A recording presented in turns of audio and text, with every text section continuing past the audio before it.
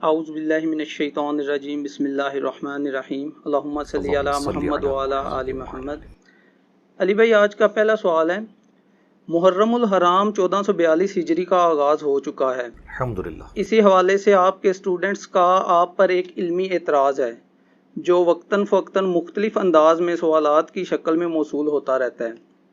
اعتراض یہ ہے کہ آپ نے اپنے ریسرچ پیپر نمبر 5A میں حضرت معاویہ بن ابی سفیان رضی اللہ تعالیٰ عنہ کی غلطی کو اجتہادی غلطی کس بنیاد پر لکھا ہے، حالانکہ صحیح بخاری اور صحیح مسلم کی احادیث کی روشنی میں ایک باغی جماعت کو مجتہد کیسے کہا جا سکتا ہے، جس نے امام برحق سیدنا مولا علی علیہ السلام کے خلاف نہ صرف خروج کیا بلکہ اس خروج سے توبہ کرنے کی بجائے مرتے دم تک ضد اور ہٹ درمی کا مظاہرہ کیا اور امت محمدیہ صلی اللہ علیہ وآلہ وسلم کے سیاسی نظام کو ناقابل تلافی نقصان پہنچایا جو آج تک ہم بھگت رہے ہیں۔ انا للہ و انا الیہ راجعون۔ انا للہ و انا الیہ راجعون۔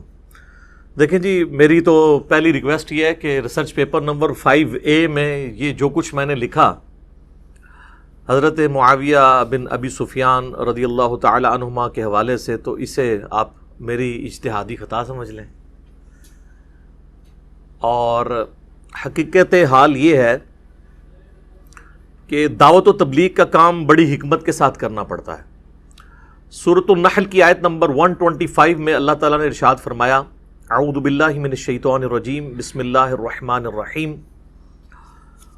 ادع الی سبیل ربک بالحکمہ، بلاؤ اپنے رب کی طرف، اس کے راستے کی طرف حکمت کے ساتھ، والموعظۃ الحسنہ، اور اچھے واعظ کے ساتھ، وجادلہم باللتی ہی احسن، اور مجادلہ کرو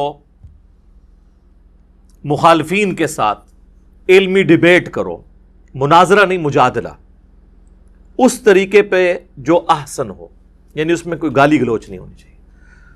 تو یہ جو تیسری کیٹیگری ہے نا، مجادلہ کرنے والی، جدل ویسے کہتے ہیں جھگڑے کو، لیکن جب علم کے لیے بات ہو رہی ہو تو اس سے مراد علمی ڈسکشن یا ڈیبیٹ جسے انگلش میں کہتے ہیں۔ تو یہ مجادلہ کرنے کے لیے اور حکمت کے ساتھ اللہ کے راستے کی طرف بلانے کے لیے بعض اوقات کچھ چیزوں کے اوپر کمپرومائز کرنا پڑتا ہے انیشل ڈوز کے طور پہ، لیکن میں نے بڑی ایمانداری کا ثبوت دیا ہے۔ اس میں بھی آپ دیکھیں کہ اس ریسرچ پیپر نمبر 5A کے اینڈ پہ میں نے ایک جملہ لکھا ہے، نوٹ بالکل آخر میں، آخری نوٹ یہی ہے، جس کا مطلب ہے کہ یہ پہلی قسط ہے، اس کی دوسری قسط آئے گی جس میں اس کی کلیریفیکیشن موجود ہوگی۔ نوٹ، مکمل حقائق جاننے کے لیے ریسرچ پیپر نمبر 5B، واقعہ کربلا کا حقیقی پس منظر 72 صحیح الاسناد احادیث کی روشنی میں اس کا مطالعہ فرمائیں۔ تو ظاہر ہے کہ میں نے اس چیپٹر کو کلوز نہیں کیا بلکہ اس کو دوسری قسط کی طرف رکھا ہے۔ تو آپ لا الہ کے اوپر نہ رک جائیں، الا اللہ کی طرف بھی جائیں نا۔ یہ کیا دعوت کی حکمت کی وجہ سے، اور حیران کن بات ہے کہ وہ لوگ جو پہلے اس ٹاپک کو سننے کے لیے تیار نہیں ہوتے تھے، ناسبیت کا جو زہر اہل سنت کے ہاں گھولا گیا اس کی وجہ سے، وہ جب 5B پڑھ لیتے ہیں پھر ہمیں یہ مشورہ دے رہے ہوتے ہیں کہ 5A سے اجتہادی غلطی نکالیں۔ پہلے اس ٹاپک کو سننے کے لیے تیار نہیں ہوتے ہیں، اور جب وہ پورے حقائق جان لیتے ہیں تو اینڈ رزلٹ یہ ہے کہ ہم اپنی دعوت پہنچانے میں کامیاب ہو جاتے ہیں۔ 5A میں اجتہادی خطا لکھنے سے ہماری دعوت کو کوئی نقصان نہیں ہے، فائدہ ضرور ہے۔ ایسے ماحول کے اندر جہاں پہ اس کو ٹاپک بنانا بھی جرم سمجھ رہے ہوں لوگ اہل سنت کے ہاں، بریلوی، دیوبندی، اہل حدیث، تینوں میں آپ دیکھ لیں ناسبیت کس درجے تک گھسی ہوئی ہے، تو وہاں پر پہلے یہ منوانا کہ یہ بھی کوئی ایک ٹاپک ہے جس پہ صدیوں سے پردہ ڈالا گیا اور تصویر کا ایک رخ آپ کو بتایا گیا، دوسرے پہ جان بوجھ کے پردہ ڈالا گیا ہے، آپ کو صرف رافضی کی رٹ لگوائی گئی ہے۔ ناسبی بھی کوئی بلا کا نام ہے، کتابوں میں تو لکھی ہوئی تھی، اور وہ بیسیکلی بڑا فتنہ ہے رافضیت سے بھی، بلکہ رافضیت بائی پروڈکٹ ہے ناسبیت کی، یہ تو آپ کو نہیں بتایا گیا تھا۔ تو ایسے ماحول کے اندر اپنی دعوت کو لانچ کرنے کے لیے بعض اوقات حکمت کے ساتھ معاملات کو لے کے چلنا پڑتا ہے۔ آپ کو پتہ ہے وہ مولانا اسحاق مدنی رحمہ اللہ تعالی فیصل آباد والے، ان کے اسٹوڈنٹ ہیں کاشف بھائی، انہوں نے بھی مجھ سے بڑا گیلا شکوہ کیا اس کے اوپر. تو میں نے ان کو سمجھایا کہ کاشف بھائی آپ جس طریقے سے دعوت کو لے کے چل رہے ہیں نا، نیا بندہ کبھی بھی اس دعوت کو اس طریقے سے ایکسیپٹ نہیں کرے گا، کیونکہ بہت بڑی دراڑ آ چکی ہے. سنی شیعہ اپنے غلط عقائد پہ محکم ہوئے ہیں چند ایک پازیٹیو چیزوں کی وجہ سے، جو سمجھتے ہیں یہ ہمارا پازیٹیو پوائنٹ ہے، نیگیٹو چیزوں سے وہ اپنے صرف نظر کر لیتے ہیں. اہل سنت بھی اپنی چند پازیٹیو چیزوں کی وجہ سے اپنے عقائد میں محکم ہوئے ہیں اور اپنی نیگیٹو چیزوں سے صرف نظر کرتے ہیں. تو ایسے ماحول کے اندر اگر، چونکہ ہمارا تو پلیٹ فارم اہل سنت کا ہے، یہ ذہن میں رکھیے گا، میں نے یہاں پہ اصول الکافی نہیں رکھی ہوئی، یہ اہل سنت کی کتابیں رکھی ہوئی ہیں. منہج کے طور پر ہم اہل سنت کے منہج پہ ہیں، فرقے کے طور پر نہیں. تو لہٰذا اہل سنت منہج کی جب بات کر رہے ہیں تو اہل سنت تک ایسی بات پہنچانا کہ جو وہ اپنے زوم میں شیعہ کے عقائد کے طور پر ایکسیپٹ کرتے ہیں، تو بڑی حکمت سے کام لینا پڑے گا. تو خیر ان کو پھر کچھ عرصے بعد سمجھ آئی، تو پھر انہوں نے 5A بھی منگوایا، سینکڑوں کی تعداد میں نے ان کو بھیجا. کہتے ہیں علی بھائی آپ کی بات ٹھیک ہے کہ پہلے 5A ہی دینا چاہیے، کم از کم لوگوں کو پتہ تو چلے کوئی ایشو تھا، جنگ جمل، صفین، نہروان، یہ کوئی ہوئی ہیں جس کی وجہ سے امت پھر دو ٹکڑے ہوئی ہے، اور اس کا ایک سب سے جو خطرناک اور دکھی ایپیسوڈ ہے وہ واقعہ کربلا کی شکل میں ہوا، جو آج امت کو ایک نہیں ہونے دے رہا. تو اس کے لیے 5A وہ 4 پیجز کے اوپر پہلے ایک انیشل دعوت کے طور پہ تو ضروری ہے. اس کے بعد خود لوگ پوچھیں گے جی کیا ہوا تھا، تو 5B دیں ان کو 200 احادیث. اس ریسرچ پیپر 5B کا تعارف میں انشاءاللہ اینڈ پہ کرواؤں گا. تو لہٰذا 5B جہاں پہ ذکر آئے تو اس سے پریشان ہونے کی ضرورت نہیں ہے. تو یہ ہماری دعوت کی حکمت کا تقاضا تھا. باقی آپ یہ دیکھ لیں کہ صدیوں سے کیسا ماحول کریٹ کیا ہے امت کے اندر کہ اگر کوئی شخص مصلح بننے کی کوشش کرتا ہے تو پھر لوگ اس کی خدمات کو بھی پس پش ڈال دیتے ہیں. مولانا طارق جمیل صاحب حافظہ اللہ تعالیٰ کو دیوبند کے اندر ایک امام کی حیثیت حاصل ہے، اور حقیقت بات ہے کہ سارے علماء دیوبند نے مل کے دیوبندیت کی وہ خدمت نہیں کی جو ایک اکیلے بندے نے کی ہے. صرف انہوں نے ایک حدیث بیان کی، من کنت مولاہ فہذا علی مولاہ، حدیث متواتر ہے، جامعہ ترمذی میں موجود ہے، سنن الکبریٰ البیہقی کے اندر موجود ہے، المستدرک للحاکم کے اندر موجود ہے. یہ غدیر خم کی حدیث پہ میری ویڈیو 1 ملین سے زیادہ لوگ دیکھ چکے ہیں، آپ یوٹیوب پہ دیکھ سکتے ہیں. بس اس حدیث جو اہل سنت کے ہاں پائی جاتی تھی وہ بیان کیا تو جناب کہنے لگے یہ تو شیعہ عقائد کو پروموٹ کر رہا ہے. تو میں اس پہ ایک جملہ بولتا ہوں کہ مسئلہ یہ نہیں ہے کہ آپ انکاری ہیں، وہ کہتے نہیں ہم مانتے ہیں اس حدیث کو، مسئلہ یہ ہے کہ آپ اقراری نہیں ہیں. ہم کب کہتے ہیں کہ مولا علی کہنے کا کوئی انکاری ہے؟ اقراری بھی تو نہیں تھے. لال رومال والوں نے کبھی مولا علی لفظ کبھی مجھ سے پہلے یوز کیا تھا؟ وہ تو بلکہ بولتے ہوئے لگ رہا ہوتا ہے کہ یہ نیا نیا سیکھا ہے. جیسے ہمارے بعض پولیٹیشنز جب وہ نبی صلی اللہ علیہ وآلہ وسلم کا نام لیتے ہیں تو درود شریف صلی اللہ علیہ وآلہ وسلم لگ رہا ہوتا ہے کہ یہ بھی گھر سے سیکھ کے آئے ہیں. تو وہ بھی مولا علی جب کہہ رہے ہوتے ہیں تو لگ رہا ہوتا ہے کہ یہ نیا نیا سیکھا ہے. تو ظاہر تبدیلی تو آئی ہے نا. تو طارق جمیل صاحب کو دیوبندی علماء نے اور کٹر قسم کے جو دیوبندی فرقے کے عوام الناس تھے انہوں نے کہا یہ تو فارغ ہو گیا. حالانکہ ہزاروں باتیں دیوبندیوں والی ہیں، ایک بات میں جو بات ٹھیک تھی یہ بھی نہیں کہ غلط کی ہے، صرف یہ کہ کی کیوں ہے، ضرورت ہی نہیں تھی کرنے کی، تاکہ وہ فرقے کی دراڑیں قائم رہیں، وہ خلاف ہو گئے. دوسری طرف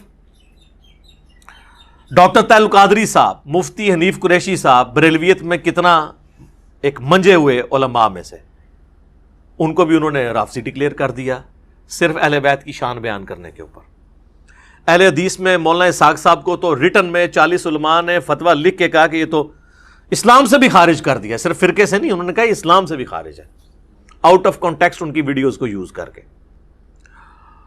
تو اس سے ایک بات تو سمجھ آ گئی جو میں نے مولانا طارق جمیل صاحب کو بارہا جب میری ڈسکشن ہوتی ہے ان سے میں ان سے کہتا ہوں کہ آپ دیکھ لیں کہ آپ ایک بات میں اختلاف کریں تو آپ کا فرقہ آپ کو اٹھا کے پھینک دیتا ہے.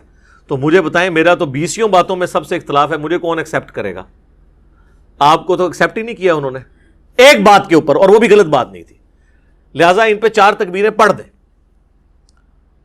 تو الحمدللہ اب آپ دیکھ رہے ہیں کہ انہوں نے کس طریقے سے بالکل بے پرواہ ہو کے جو صحیح بات ہے وہ کرنی شروع کر دی ہے پبلکلی.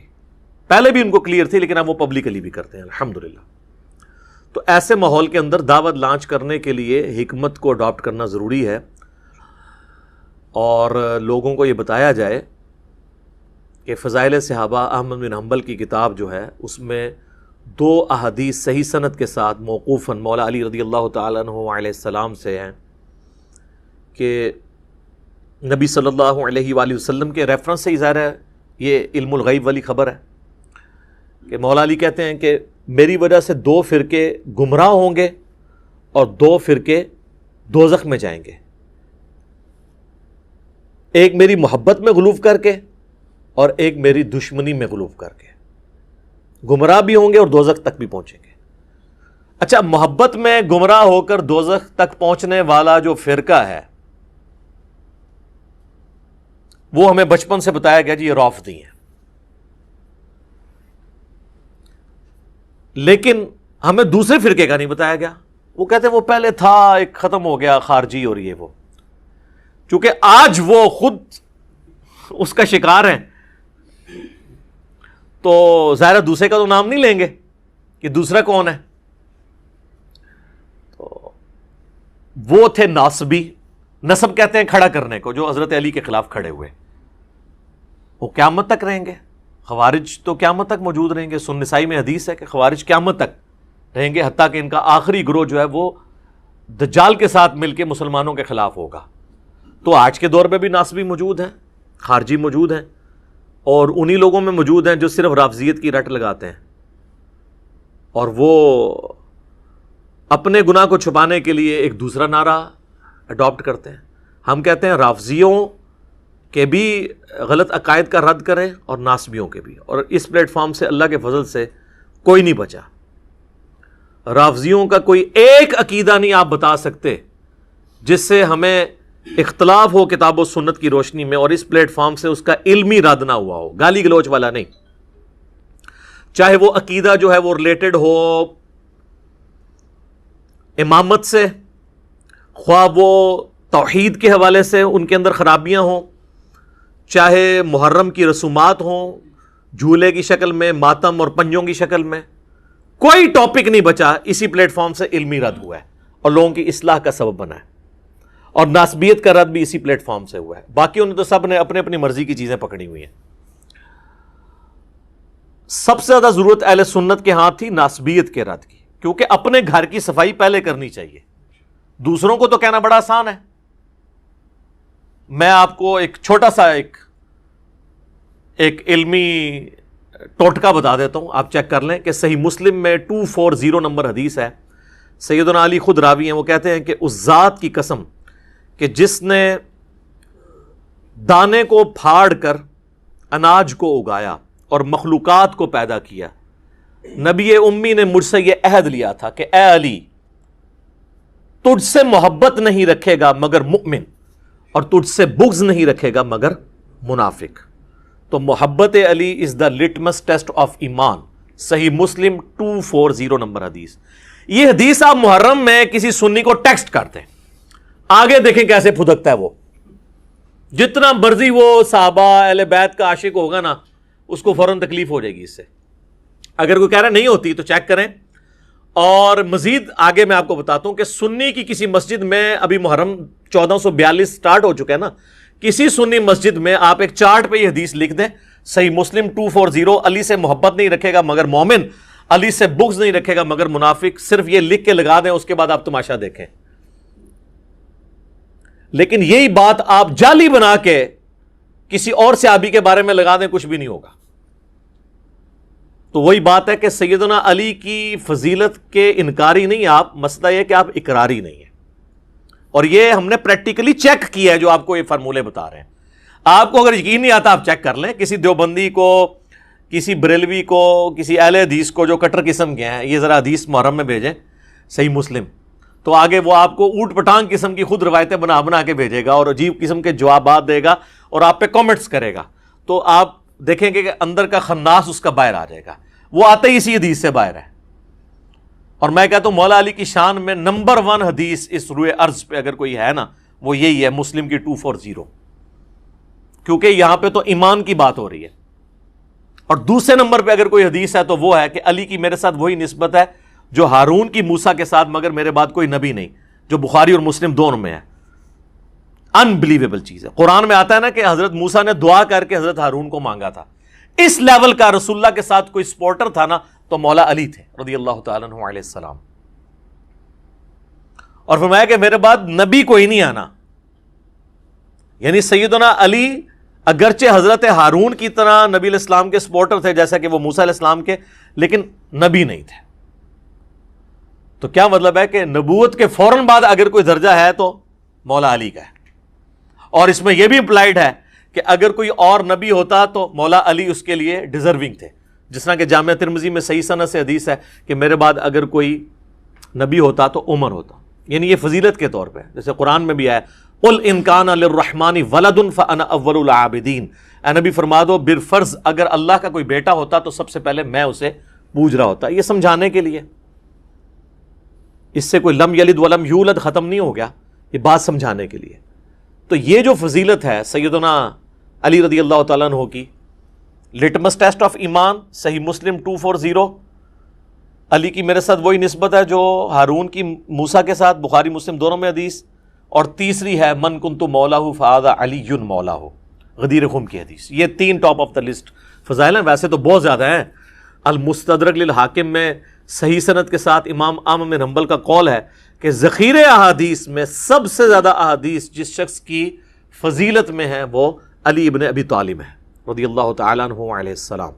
صلاۃ بر محمد و آل محمد, اللہم صلی علی محمد و علی آل محمد. تو اب اس ماحول کے اندر اجتہادی خطا والا جو ہم نے ایک دعوت کو لانچ کرنے کے لیے حکمت اڈاپٹ کی ہے, آپ اس حکمت کو سمجھیں. اب اس خطا کے حوالے سے بھی تھوڑی ڈسکشن ہو جائے. صحیح بخاری اور صحیح مسلم دونوں میں یہ حدیث موجود ہے, متفق علیہ, اور بخاری میں ذرا ڈیٹیل کے ساتھ ہے. انٹرنیشنل نمبر کے مطابق 2812. مسجد نبوی کی تعمیر کے دوران یا غزوہ خندق میں خندق کھودتے ہوئے, ان دونوں میں سے کوئی ایک موقع تھا. ابو سعید خدری رضی اللہ تعالیٰ عنہ کہتے ہیں کہ صحابہ کرام پتھر لا رہے تھے تعمیر کے لیے, یہ پتھر اٹھا رہے تھے. باقی اصحاب ایک ایک پتھر اٹھاتے تھے, سیدنا عمار ابن یاسر 2 پتھر. اتنا ان کا ایمان کا جذبہ. ظاہر ہے کہ جس کے جینز کے اندر ایمان ہو, جس کے ماں باپ اسلام کے پہلے شہداء ہوں, سیدنا یاسر اور سیدہ سمیہ رضی اللہ عنہما و علیہم السلام, اسلام کے پہلے شہید جنہوں نے ابو جہل کی تکلیف اٹھائی, تو ان کا بیٹا پھر یہی ہوگا نا.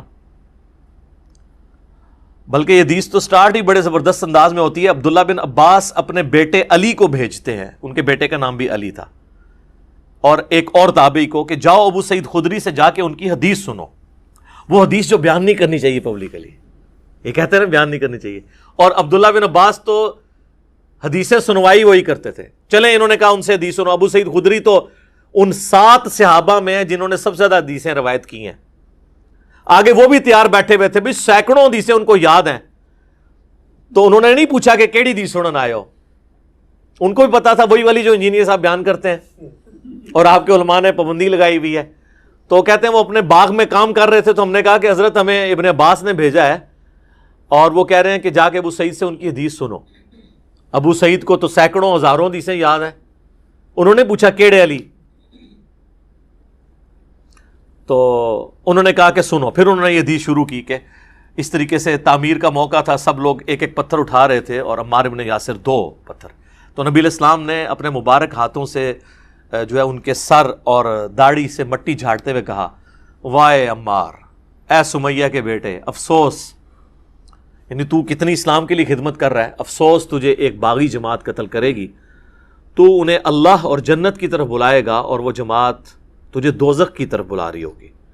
اب یہ بڑے سخت الفاظ ہیں صحیح بخاری میں 2812 کہ سیدنا علی کے سپورٹر سیدنا عمار بن یاسر اور ان کی جماعت کو نبی علیہ السلام نے کہا جنت کی طرف اور اللہ کی طرف بلانے والی جماعت، اور ان کے مخالفین کو یعنی اہل صفین کو حضرت معاویہ رضی اللہ تعالیٰ عنہ کی جماعت کو دوزخ کی طرف بلانے والی جماعت. ٹھیک ہے، اور پھر ساتھ کہا باغی، پولیٹیکل ٹرم میں بغاوت. یہ نہیں ہے کہ وہ اسلام سے باغی ہو گئے تھے، یعنی پولیٹیکلی خلیفہ برحق کے خلاف انہوں نے بغاوت کی جس کی اطاعت واجب تھی. وَأُولِي الْأَمْرِ مِنْكُمْ کے تحت سورہ نساء کی آیت نمبر 59 اطیعوا اللہ واطیعوا الرسول وَأُولِي الْأَمْرِ مِنْكُمْ. تو یہ حدیث ہے جی، اور یہ حدیث جب پریکٹیکلی سامنے آئی جنگ صفین میں سیدنا عمار بن یاسر شہید ہوئے.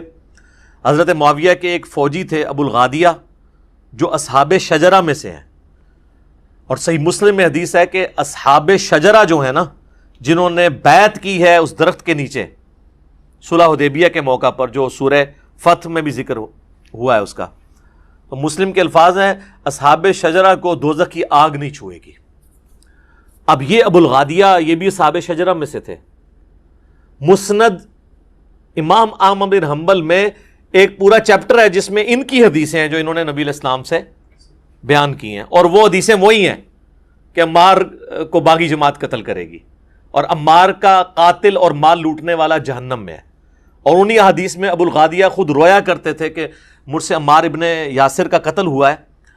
اور وہ تو بڑی دردناک حدیثیں ہیں، پھر ٹاپک دوسری طرف چلا جائے گا، وہ آپ ریسرچ پیپر میں پڑھ لیجئے گا، وہ میں اینڈ پہ بتا بھی دوں گا انشاءاللہ. تو ابو الغادیہ سے ہوا، اور اس پہ بعض لوگوں نے کوشش کی کہ جی ابو الغادیہ جو ہے وہ اتنا بڑا جرم کر کے بھی بخشے جائیں گے کیونکہ اصحاب شجرہ میں سے ہیں.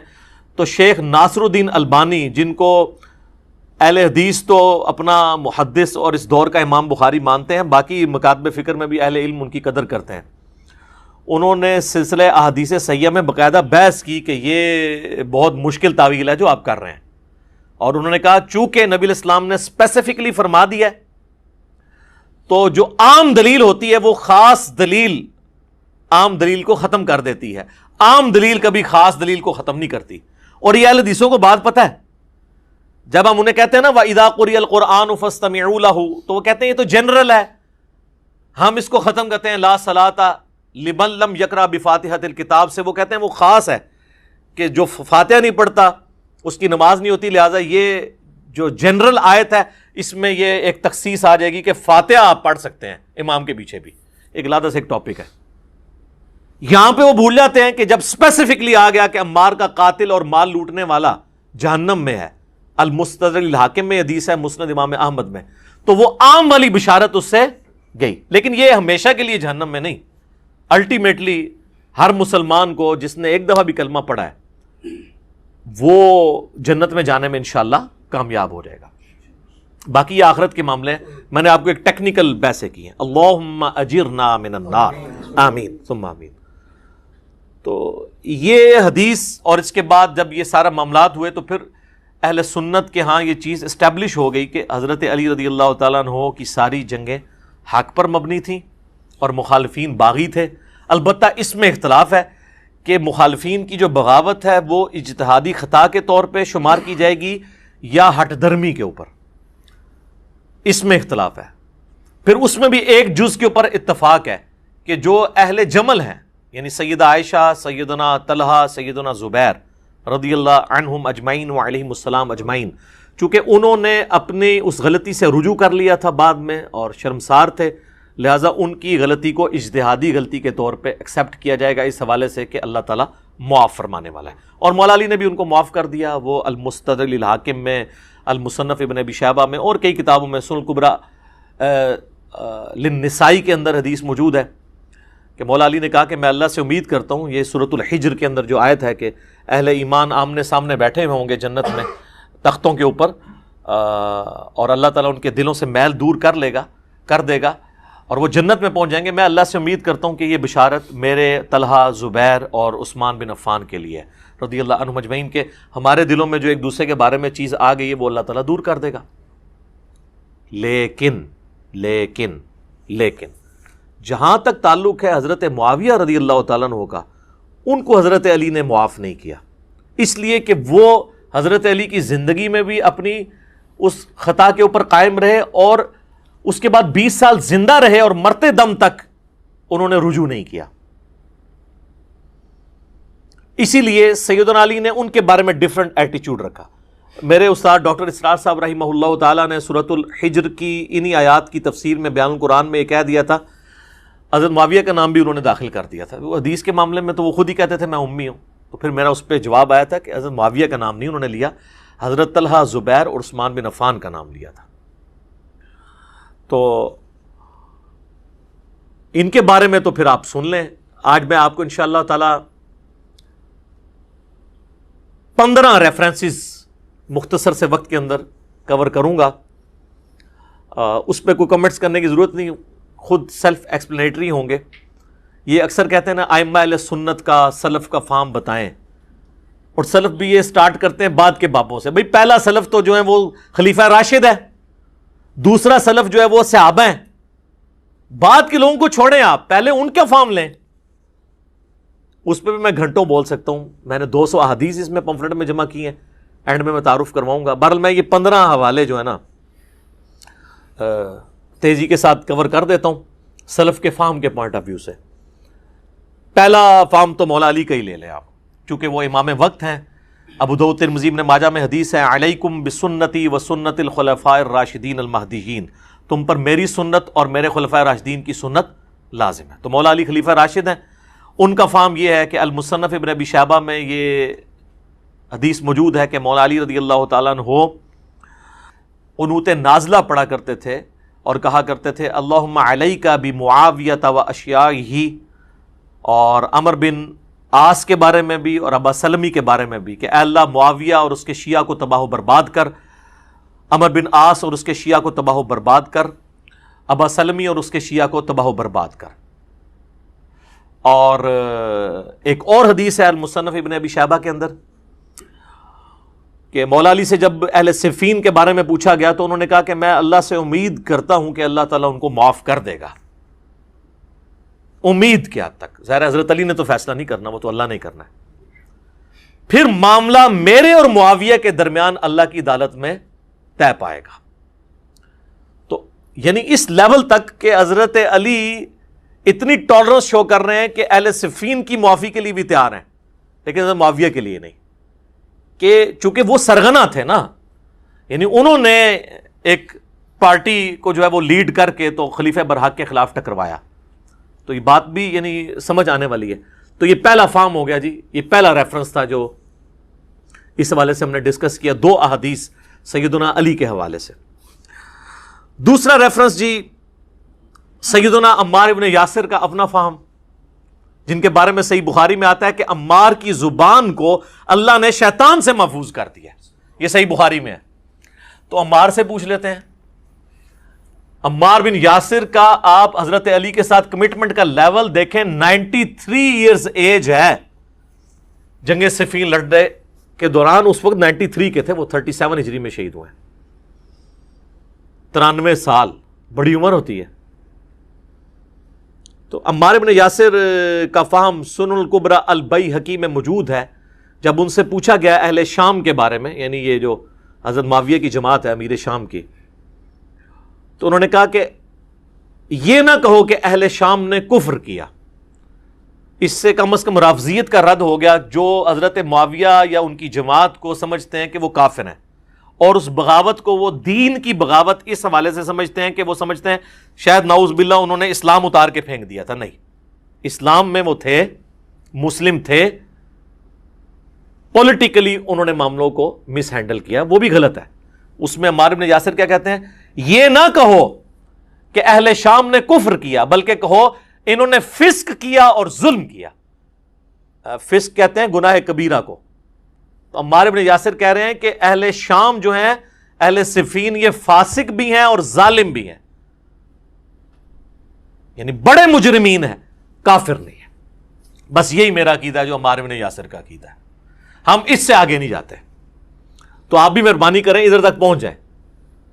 لہذا اہل صفین کو فاسق، ظالم، مجرم، باغی، دوزخ کی طرف بلانے والے، یہ سارے کے سارے الفاظ بالکل جسٹیفائی ہو گئے۔ عمار بن یاسر کا فہم بھی، سلف کا فہم بھی آ گیا۔ اب کوئی عمار بن یاسر کے فہم کو چھوڑ کے کوئی ریالوں والے مولوی کے فہم کو اپنا فہم مان رہا ہے تو اس کی اپنی قسمت ہے۔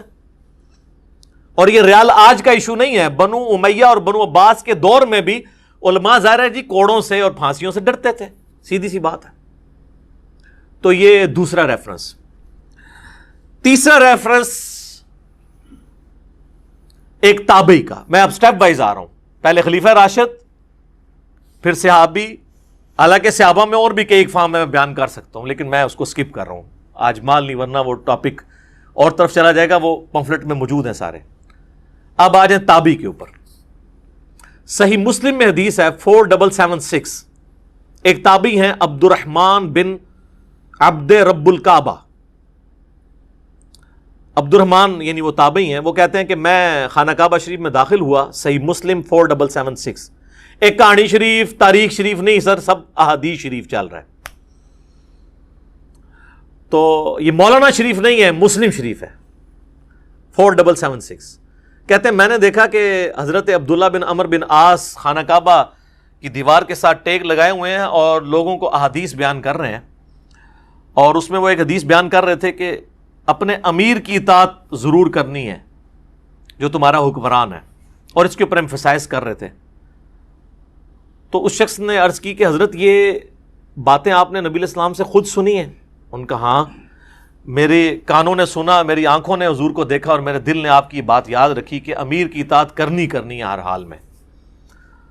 تو انہوں نے کہا کہ آپ کے چچا کا لڑکا معاویہ، یعنی یہ چچا زاد لگتے تھے نا، حضرت معاویہ اور عبداللہ بن عمر بن عاص، عمر بن عاص کا جو بیٹے تھے،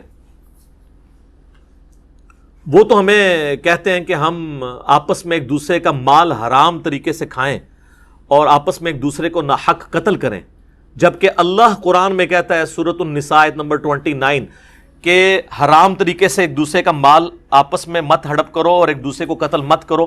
آپ بتائیں اب ہم اللہ کی مانیں کہ معاویہ کی مانیں؟ اب یہ ظاہر ہے بڑی ایک سخت بات تھی۔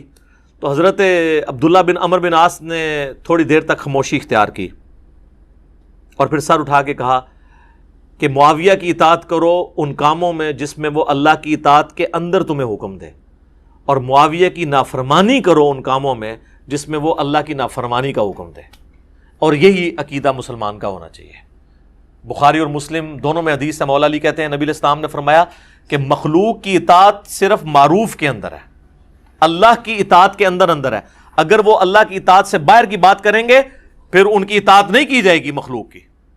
یہ اکثر بولے پوچھ رہے ہوتے ہیں جی میری ماں کہتی ہے بھی داڑھی نہیں رکھنی ہے تو اب میں ماں باپ کا حکم مانوں۔ یہ وہ بندہ ہے جو ماں باپ کے کہنے پہ کبھی دہی لینے کے لیے بھی دکان پہ نہیں جاتا، وہ داڑھی کے معاملے میں ماشاءاللہ لمحہ پہ جاتا ہے۔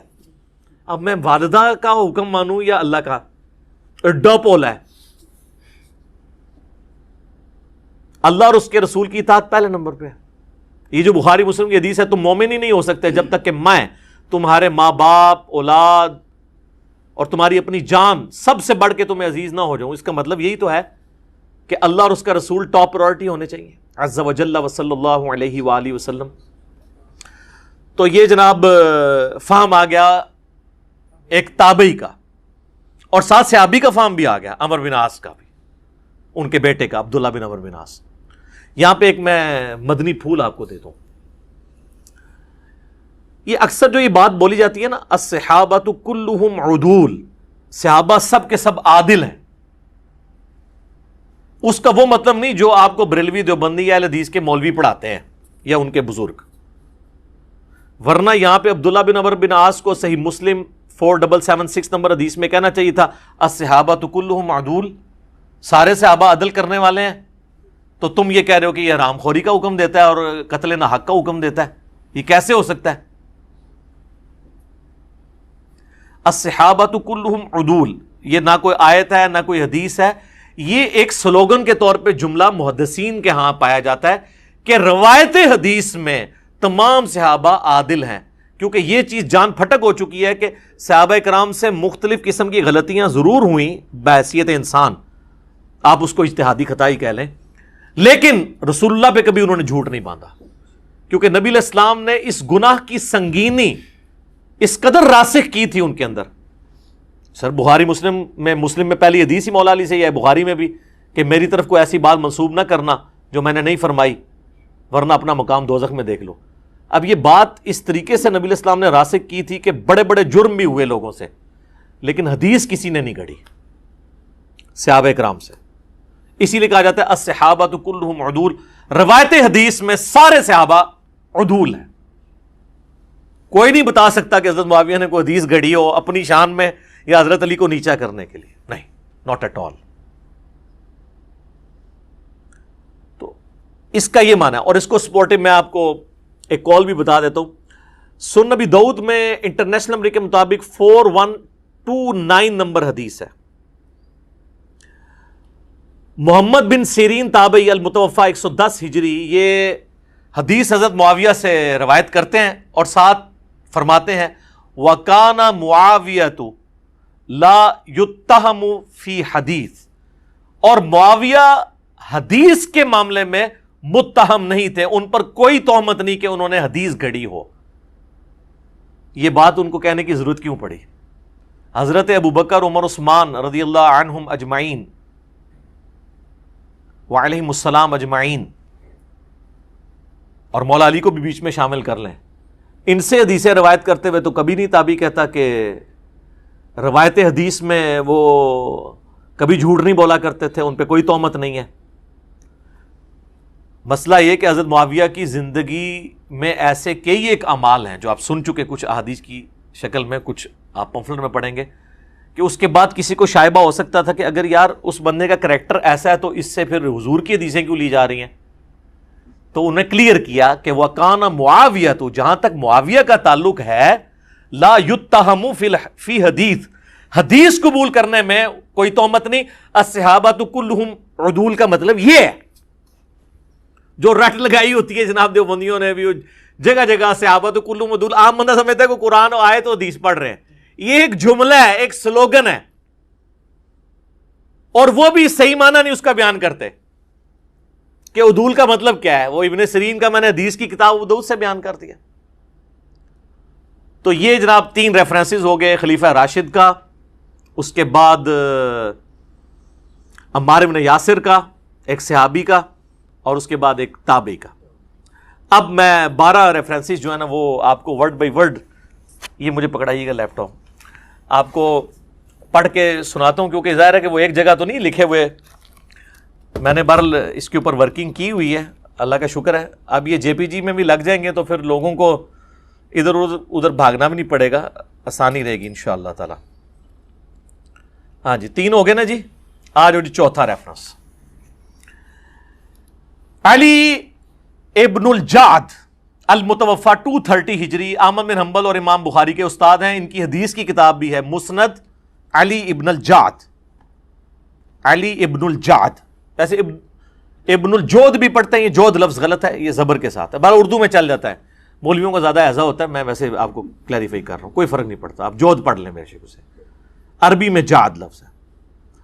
ان کے بارے میں ابن حجر اسقلانی نے تہذیب التہذیب کے اندر، جو آپ سمجھ لیں اسماء و رجال کے اوپر ایک اتھینٹک بک مانی جاتی ہے، اس میں نقل کیا، اور اس کی سند کو شیخ زبیلی زئی رحمہ اللہ تعالی نے، وہ انہوں نے تو خیر کسی اور مقصد کے لیے لکھا تھا کہ ہمیں رمضان والی کتاب کے اندر، تو وہ ہماری عقابی نظروں سے وہ چیز بچی نہیں ہے، تو وہ ہم نے پکڑ لی. 77 نمبر پیج پہ وہ لکھتے ہیں کہ علی ابن الجعد کہا کرتے تھے،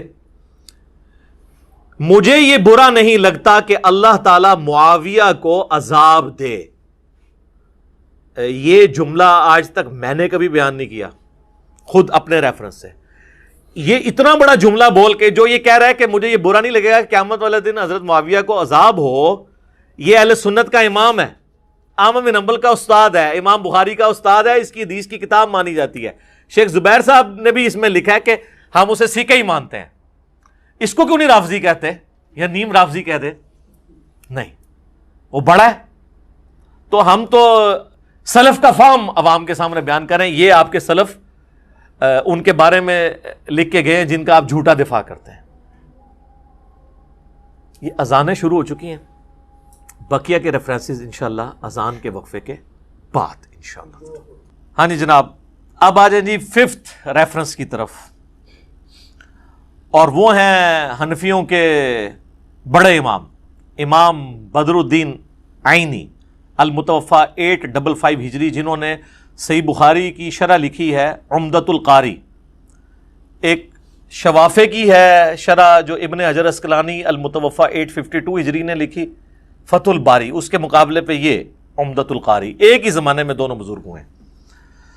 تو انہوں نے صحیح بخاری میں جو حدیث ہے نا 7083 کہ اگر ایک مسلمان دوسرے مسلمان کے خلاف تلوار اٹھا لے، اس کی شرح کرتے ہوئے عمدۃ القاری میں لکھتے ہیں، ورڈ بائی ورڈ میں آپ کو پڑھ کے سناتا ہوں.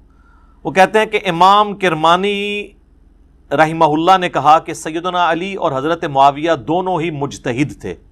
زیادہ سے زیادہ یہ ہے کہ حضرت معاویہ کو اجتہاد میں خطا لاحق ہو گئی، ان کو 1 اجر ملے گا، جبکہ سیدنا علی کو 2 اجر ملیں گے. تو اس دعوے کے اوپر وہ کمنٹس کرتے ہیں امام بدر الدین عینی. وہ کہتے ہیں میں کہتا ہوں کہ حضرت معاویہ کی خطا کو اجتہادی خطا کیسے کہہ دیا جائے، اور ان کے اجتہاد پر کیا دلیل ہے، حالانکہ ان کو یہ حدیث مل چکی تھی جو بخاری مسلم کی حدیث میں نے پہلے بیان کی، جس میں رسول اللہ نے فرمایا تھا صلی اللہ علیہ وآلہ وسلم، افسوس ابن سمیہ کو ایک باغی جماعت قتل کرے گی، اور ابن سمیہ عمار ابن یاسر ہیں، اور ان کو حضرت معاویہ کے گروہ نے جنگ صفین میں قتل کیا. کیا حضرت معاویہ اس پر راضی نہیں کہ ان کو برابر چھوڑ دیا جائے، چہ جائے کہ ان کو 1 اجر بھی ملے؟ یہ بات ٹیکنیکلی درست ہے. دیکھیں وہ جو حدیث ہے نا بخاری اور مسلم کی، اس میں الفاظ ہیں کہ اگر کوئی حاکم اجتہاد کرے، حاکم، تو اپنے صحیح اجتہاد کے اوپر اللہ تعالیٰ اسے 2 اجر عطا فرمائے گا، اور اگر اس نے غلط اجتہاد کیا تو 1 اجر. مخالفین تو ہوتے ہی باغی ہیں، انہوں نے اجتہاد کرنا ہی نہیں، وہ اجتہاد کے تو اہل ہی نہیں ہوتے.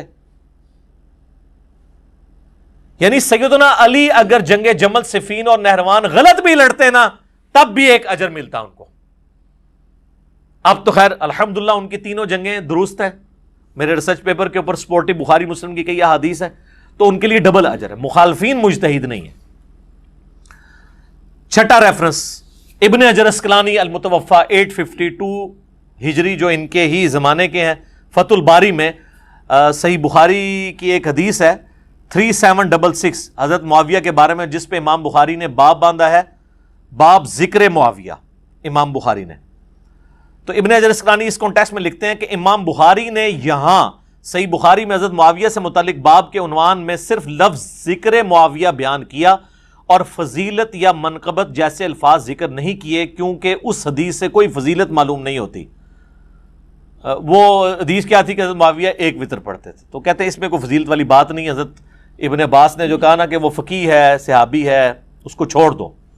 اور یہ بھی حضرت ابن عباس نے تقیتاً بات کی تھی، کیونکہ طحاوی شریف حنفیوں کی شرح مانی الآثار، اس میں باقاعدہ امام طحاوی نے اس کانٹیکسٹ میں ایک اور روایت لی ہے، جس میں ابن عباس کو جب بتایا جاتا ہے نا کہ وہ 1 وتر پڑھتے ہیں حضرت معاویہ، تو کہتے ہیں اس گدھے نے یہ کہاں سے طریقہ نکال لیا، چھڑا 1 وتر والا. تو امام طحاوی اس کو سپورٹ میں لے کے آئے حنفیوں کی کہ ہم 3 وتر کے قائل ہیں. لہٰذا امام طحاوی نے مراد یہ ہے کہ اس حدیث کی تصحیح کر دی. لوگ کہتے ہیں امام طحاوی نے ساتھ نہیں لکھا کہ صحیح ہے غلط ہے، وہ ثبوت کے طور پہ جب کوئی بات پیش کی جاتی ہے تو صحیح ہونے کے ساتھ ہی پیش کی جاتی ہے. تو یہ میں نے آپ کو ساتھ ساتھ تھوڑا سا بریف بھی کر دیا. تو کہتے ہیں کہ ابن عباس کا حضرت معاویہ کے لیے فقیہ اور صحابی کا بیان ہی بطور فضیلت کافی ہے. تاہم امام ابن ابی عاصم نے حضرت معاویہ کے مناقب میں ایک رسالہ لکھا. اسی طرح کا کام ابو عمر غلام اور ابو بکر نقاش نے بھی کیا، اور امام ابن جوزی نے بھی اپنی من گھڑت احادیث کو جمع کرنے والی کتاب الموضوعات، موضوعات شریف گڑی ہوئی حدیث ہے، اس میں بھی کچھ روایتیں نقل کی ہیں. اس کے بعد امام اسحاق بن راہوے کا قول بھی نقل کیا کہ حضرت معاویہ رضی اللہ تعالیٰ عنہ کی فضیلت میں صحابیت کے سوا کوئی چیز ثابت نہیں۔ ابن حجر اسقلانی مزید لکھتے ہیں یہی وجہ ہے کہ امام بخاری نے بھی اپنے استاد یعنی امام اسحاق، جنہوں نے کہا کہ صحابی کے علاوہ کوئی فضیلت ان کے لیے ثابت نہیں ہے، لہٰذا کیٹاگوریکل ڈینائی ہو گیا۔ وہ جو کبھی ہادی اور مادی لے کے آتے ہیں، کبھی سمندری جہاد، کبھی کچھ وہ سب کچھ انکار کرتے ہیں۔ اور امام بخاری اگر وہ سمندری جہاد والی سے وہ رزلٹ نکل رہا ہوتا تو امام بخاری حضرت معاویہ کے چیپٹر میں وہ حدیث لے آتے ہیں اور اس میں سے رزلٹ وہ اس طریقے سے نکالتے ہیں جس طرح انہوں نے نکالا ہے۔ پر اعتماد کرتے ہوئے حضرت معاویہ کے ذکر میں لفظ فضیلت یا منقبت استعمال کرنے سے گریز کیا ہے، تاہم اپنی گہری نظر سے ایسا استنباط فرمایا، یعنی حضرت معاویہ کو صحابی ثابت کیا کہ جس سے روافظ کی بھی سرکوبی ہو۔ رافضی بھی دوسری ایکسٹریم پہ ہے جو ان کی صحابیت کا انکار کر رہے ہیں اور ایون ان کے مسلمان ہونے کا انکار کر رہے ہیں۔ حالانکہ نہج البلاغہ کے اندر حضرت علی کا جو خط ہے معاویہ کے لیے اور بیڈ ڈیمانڈ کرنے کا، وہ خود ثبوت ہے کہ حضرت علی بھی ان کو مسلمان سمجھتے تھے، بلکہ وہ کہتے ہیں کہ مجھے انہی صحابہ نے خلیفہ چنا ہے جنہوں نے پہلے 3 خلفاء کو چنا ہے، تو تم میری بیعت کیوں نہیں کر رہے؟ تو کافر سے تو بیعت نہیں تھی انہوں نے ڈیمانڈ کرنی۔ اس پہ میری ایک یوٹیوب پہ ڈیٹیل ویڈیو ہے، حضرت معاویہ کے اوپر نعرہ بازی، ویسے یوٹیوب پہ اس کا عنوان ہے رپلائی ٹو مولانا الیاس قادری اور حضرت معاویہ رضی اللہ تعالیٰ عنہ، جب انہوں نے وہ نعرے لگوائے تھے بے خطا بے گناہ والا، تو اس میں نے وہ سارے ریفرنسز ڈسکس کیے تھے، آج میں اس کو سکپ کرتا ہوں۔ اور امام نسائی کا واقعہ اس بارے میں مشہور ہے۔ کیا مشہور ہے؟ ان کو خصائص علی لکھنے کے اوپر ناصبیوں نے شہید کر دیا تھا، اور یہ کہتے ہیں نہیں سند لے کے ہیں، تواتر ہے اس کے اوپر، تمام اسماء و رجال کی کتابوں میں یہ نقل کی گئی ہے۔ خود اہل حدیث کے جو دارالاسلام والے ہیں نا، انہوں نے جو سنن نسائی چھاپی ہے نا، اس کے مقدمے میں امام نسائی کی شہادت کا واقعہ لکھا ہوا ہے، تو وہ تو مانتے ہیں اس بات کو۔ تو وہ کہتے ہیں امام نسائی نے بھی اپنا، اچھا یہ امام نسائی کے بھی استاد ہیں، امام اسحاق اور امام بخاری کے بھی، انہوں نے بھی اپنے استاد کے قول پر اعتماد کیا اور اپنی مشہور کتاب فضائل صحابہ جو انہوں نے لکھی تھی سنن نسائی الکبریٰ کے اندر، اس میں کوئی حضرت معاویہ کے اوپر حدیث نہیں لی۔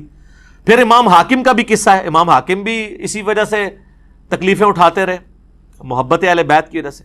امام ابن جوزی نے عبداللہ بن احمد سے ان کے والد امام احمد بن حنبل کا مکالمہ بھی نقل کیا ہے کہ انہوں نے اپنے والد امام احمد بن حنبل سے پوچھا، لو جی امام احمد بن حنبل بھی آ گئے ہیں، مشاجرات صحابہ والے فتووں کے بانی، ان کی بھی آپ بات سن لیں۔ احمد بن حنبل سے ان کا بیٹا عبداللہ پوچھتا ہے کہ سیدنا علی اور حضرت معاویہ کے اختلاف کے متعلق آپ کی کیا رائے ہے؟ تو امام احمد بن حنبل نے تھوڑی دیر تک سر جھکائے رکھا، پھر فرمایا کیا سمندر کوزے میں بند کیا؟ میرے بیٹے خوب سمجھ لو، سیدنا علی کے دشمن بہت زیادہ تھے جنہوں نے ان کے عیوب تلاش کرنا چاہے مگر ناکام رہے، چنانچہ ان دشمنوں نے ایک متبادل چال کے طور پر اس دوسرے شخص یعنی معاویہ کو مقصد براری کے لیے موضوع پایا جو ان سے جنگیں کر چکا تھا، چنانچہ ان دشمنوں نے سیدنا علی کے مقابلے پر اس کو بڑھا چڑھا کر پیش کیا۔ انہوں نے کہا کہ یہ حضرت معاویہ کے بارے میں جو حدیثیں فضیلت کی مل رہی ہیں نا، حضرت علی کو تو نیچا نہیں کر سکتے تھے، یہ گھڑی ہیں انہوں نے کہ چلو ان کو تو نیچا نہیں کر سکتے کھینچ کے، ان کو اوپر کر کے برابر لے آئیں اور علی معاویہ بھائی بھائی کا جالی ایک نعرہ جو ہے وہ چاکنگ کروا دیں۔ پھر احمد بن حنبل کے اس قول کے اوپر ابن حجر اسقلانی کامنٹس کرتے ہیں۔ اچھا اس سے یہ پتہ چل گیا کہ ابن حجر اسقلانی احمد بن حنبل اور ان کے بیٹے کی اس گفتگو کی صحت کو صحیح مانتے ہیں، تبھی تو اس سے رزلٹ نکال رہے ہیں، اور امام اسحاق بن راہویہ کی گفتگو بھی وہ صحیح مانتے ہیں۔ امام احمد بن حنبل کے اس جواب میں اشارہ ہے کہ کچھ لوگوں نے حضرت معاویہ کے لیے بے بنیاد فضائل گھاڑ لیے ہیں جن کی کوئی اصلیت نہیں ہے۔ یہ حقیقت ہے کہ حضرت معاویہ کے لیے روایتیں فضیلت تو بہت سی آئی ہیں مگر ان احادیث میں سے کوئی بھی اصول محدثین پر اسنادی حیثیت سے صحیح نہیں ہے، اسی لیے امام اسحاق بن راہویہ اور امام نسائی نے اس موقف کو بڑے یقین سے اختیار کیا ہے کہ حضرت معاویہ کے لیے صحابیت کے سوا کوئی اور فضیلت ثابت نہیں ہے۔ خیر یہ صحابی ہونا بھی بہت بڑی فضیلت ہے، اس کو یہ نہ سمجھے کہ ہم کہیں کہ یہ کوئی فضیلت نہیں ہے۔ وہ میرا ایک جملہ بھی آؤٹ آف کانٹیکسٹ انہوں نے کاٹا تھا، وہ عمر بن عاص نے کہا تھا، صحیح مسلم میں 321 نمبر حدیث ہے کہ جب ان کا بیٹا کہتا ہے، وہ ظاہر ہے موت کے وقت شرمندہ ہوتے ہیں جو کچھ انہوں نے حضرت معاویہ کے ساتھ مل کے حضرت علی کے ساتھ کیا ہوتا ہے، تو وہ دیوار کی طرف منہ کر کے رو رہے ہوتے ہیں، تو بیٹا تسلی دیتا ہے کہ جی آپ نے تو جنگیں یرموک بھی لڑی، حضور کے صحابی بھی رہے، تو آپ کی تو بشارتیں. تو انہوں نے کہا کہ صحابی ہونا کوئی فضیلت نہیں ہے، اصل فضیلت ہے کلمہ پڑھنا. ظاہر ہے کلمے کی وجہ سے بندہ صحابی بنتا ہے، یعنی کیٹاگوریکل ڈرائی نہیں اس فضیلت کا. کلمے کے بعد ظاہر ہے جب کوئی صحابی ہوگا تو ایک عام مسلمان سے تو بہت افضل ہے. تو میرا جملہ انہوں نے کاٹ دیا، یہ کہہ رہا ہے صحابی ہونا کوئی فضیلت نہیں ہے. ٹھیک ہے، تو وہ آؤٹ آف کانٹیکسٹ کاٹ لیتے ہیں. اچھا جی، 7واں ریفرنس ملا علی قاری. یہ آپ نے اکثر سنے ہوں گے، بلکہ دیوبندی تو ان کا نام لینے سے پہلے بھی شاید وضو کرتے ہوں. ہاں، بہت احترام کرتے ہیں ملا علی قاری کا. یہ 1014 ہجری میں فوت ہوئے ہیں، آلموسٹ 400 سال پہلے.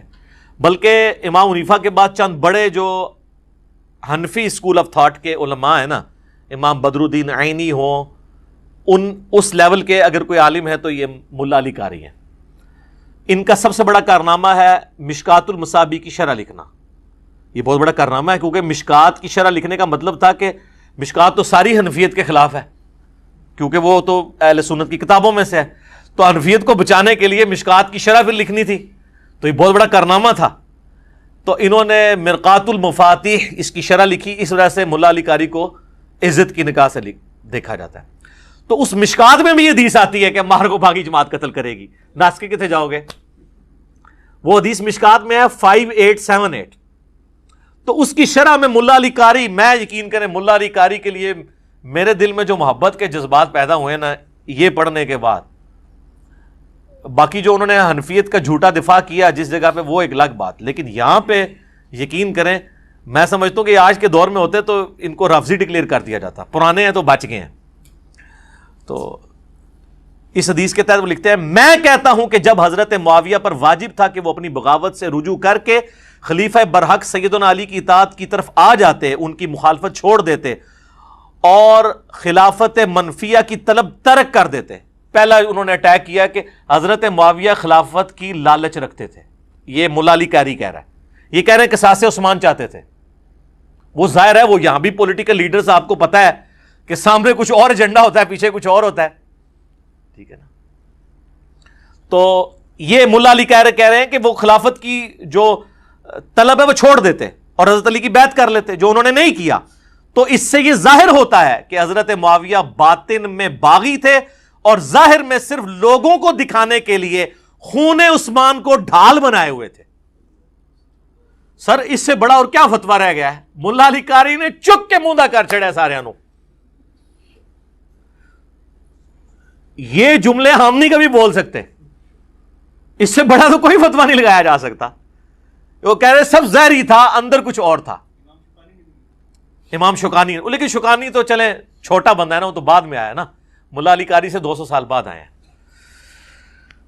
چنانچہ یہ حدیث جو بخاری اور مسلم دونوں میں موجود ہے کہ سیدنا عمار کو ایک باغی جماعت قتل کرے گی، ان کی پوشیدہ چیز کو ظاہر کرنے والی ہے اور ان کی بغاوت کو روکنے والی ہے. وہ کہتے ہیں کہ یہ جو اندر چھپی بات تھی نا، اس کو عمار کو باغی جماعت قتل کر لے گی، اس کے بعد تو رجوع کر لیتے، تو نہیں کیا تو اس کا مطلب ہے اندر گل وچ کوئی اور ہے. اور یہ کہہ رہے ہیں چلو پہلے تو پلیکھا لگ گیا، بعد ہی جدو عمار قتل بھی ہو گیا ہوں تو پلیکھا ختم سی، تو کہتے ہیں نہیں گل وچ کوئی اور ہے. تاہم کتاب تقدیر میں اسی طرح لکھا ہوا تھا جیسا ہو گیا. حضرت معاویہ کے عمل اور رویہ کی وجہ سے قرآن اور حدیث دونوں مہجور اور متروک ہو گئے. انہوں نے کہا قرآن کو بھی انہوں نے پس پش ڈال دیا. یہ مہجور وہی لفظ ہے، وقال الرسول یا رب ان قوم اتخذوا هذا القرآن مہجورا، سورۃ الفرقان آیت نمبر 30. رسول اللہ شکایت کریں گے کہ میری قوم نے قرآن کو پیٹھ کے پیچھے ڈال دیا تھا. تو ملا علی قاری کہتے ہیں کہ حضرت معاویہ کے رویے نے قرآن اور احادیث کو پیٹھ کے پیچھے ڈال دیا اور متروک کر دیا، یعنی اس کو ترک کر دیا. یہ 7واں ریفرنس تھا. 8واں امام عبداللہ بن محمد بن عبد الوہاب. دیکھیں کیسا بندہ ہم نے دریافت کیا ہے. سیرت الرسول کتاب کا تعارف بھی کروایا ہے، مختصر سیرت الرسول جو کوئی خریدتے ہی نہیں تھا. تو اس میں حضرت علی کے اوپر جو چیپٹر ہے نا، اس میں 10 ریفرنسز میں نے بتائے، تو میرا کلپ بھی ریکارڈڈ ہے محمد بن عبد الوہاب شیعہ کے نام سے. تو 3 ریفرنسز اسپیسیفکلی امیر شام کے حوالے سے میں ڈسکس کر لیتا ہوں. وہ لکھتے ہیں کہ حضرت معاویہ نے اہل شام سمیت سیدنا علی کی بیعت نہیں کی، پھر ان کی صرف مخالفت ہی نہیں کی بلکہ ان پر قتل عثمان میں اعانت اور اس پر رضامندی کا الزام بھی دھرا. وہ کہتے ہیں حضرت علی کے اوپر الزام دھرا کہ عثمان کو اس نے مروایا. کس نے؟ امیر شام نے کہا. مگر اللہ نے سیدنا علی کو اس الزام سے بچا لیا. پھر آگے جا کے لکھتے ہیں کہ سیدنا عمار کی شہادت کے بعد حضرت عمرو بن عاص نے لڑائی ترک کر دی اور بہت سے لوگوں نے بھی ان کی پیروی کی. حضرت معاویہ نے ان سے پوچھا تم نے لڑائی کیوں ترک کر دی ہے؟ انہوں نے کہا ہم نے عمار کو قتل کر دیا ہے. یہ حدیث مسند احمد میں موجود ہے, میرے ریسرچ پیپر میں بھی ہے.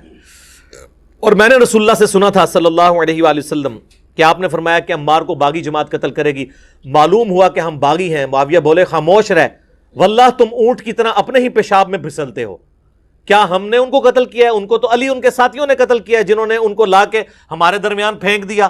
ہم تو اپنے بچاؤ کے لیے لڑ رہے تھے جس میں وہ قتل ہو گئے. یعنی ان کا یہ تو مجبوراً تھا ان کو. استغفر اللہ. سیدنا علی کو اس کی خبر ہوئی تو حضرت علی نے آگے سے پھکی دی الزامی جواب. انہوں نے کہا اگر ہم نے عمار کو قتل کیا ہے تو پھر اپنے چچا سیدنا حمزہ بن عبد المطلب کو رسول اللہ نے کیا قتل کیا تھا جنہوں نے لا کے ان کو کفار کے مقابلے میں بھیج دیا غزوہ احد میں. اے پھکی سی کہ بھئی جو سپورٹر ہوتا ہے وہ اگر مخالف سے لڑتے ہوئے مر جائے تو مخالف یہ کہے کہ اس نے مروایا ہے, کیوں لے کے آیا ہے. کہانی ہوتی ہے, پاویں آج دا بندہ کرائے پاویں پرانا بندہ کرائے, کڈی وڈی کہانی کرائی ہے. اچھا یہ ان کے جو سپورٹر ہیں نا بنو امیہ کے, وہ آج اسی لیول کی کہانیاں کراتے ہیں.